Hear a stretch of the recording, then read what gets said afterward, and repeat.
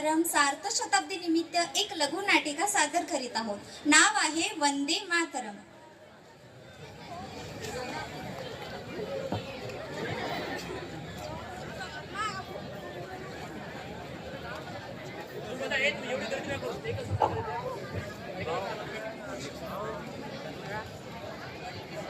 अरे सरळ सात देशाला द्यावी मार्ग वाकडा धरू नको.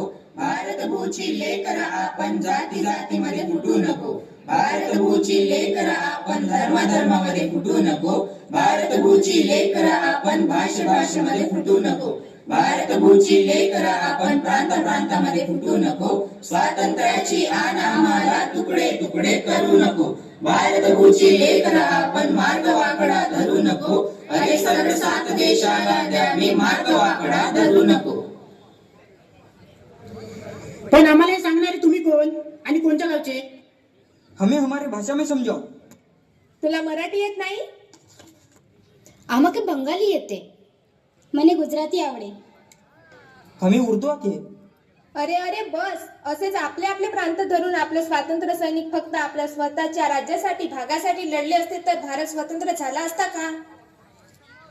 सावरकरांनी फक्त महाराष्ट्र बघितलं असतं, गांधीजींनी गुजरात, बोसांनी बंगाल, भगतसिंगने पंजाब, तर भारत स्वतंत्र झाला असतं का? तुम्हाला देश हवा आहे की देशाचे तुकडे?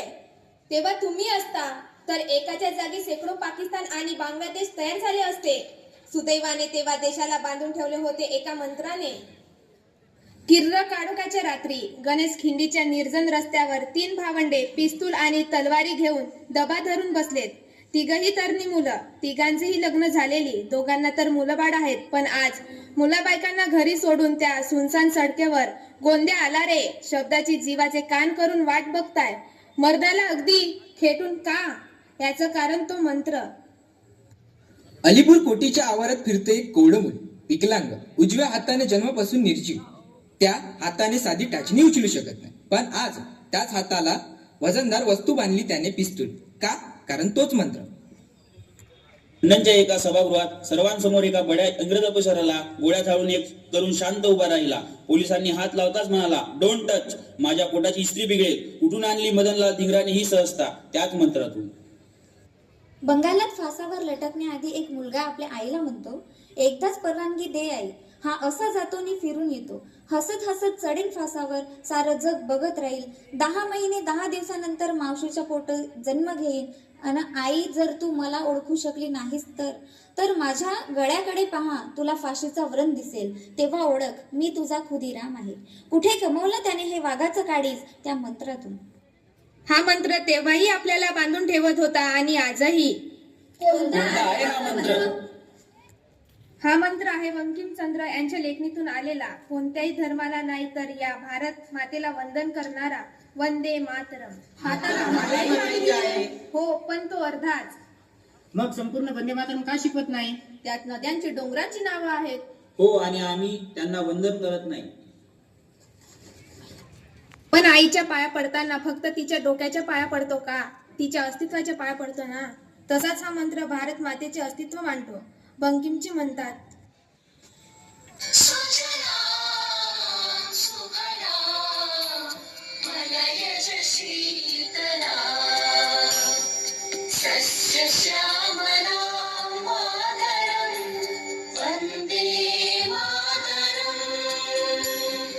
म्हणजेच आपल्या भूमीवर नद्या वाहतात, शेत हिरवीगार होतात. शेत हिरवीगार पिकांनी डवरलेली अशी आहे आपली आई.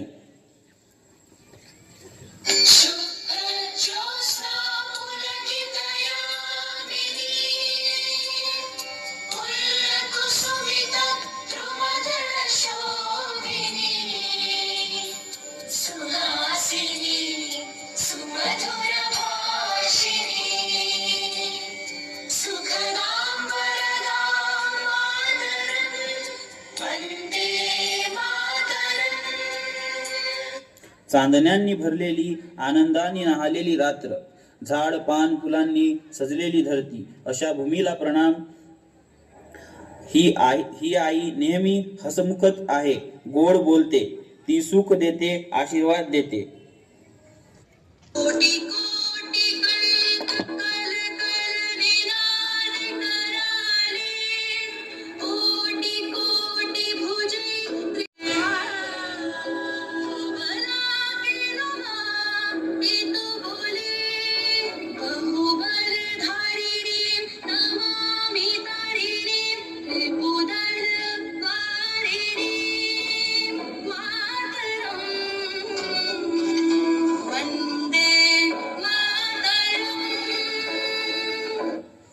तेव्हा असलेल्या 7 कोटी जनतेच्या मुखातून येणारा हा मंत्र आणि त्यांच्या 14 कोटी हातात असणारे शस्त्र असताना कोणात हिंमत आहे आमच्या आईला अबला म्हणायची?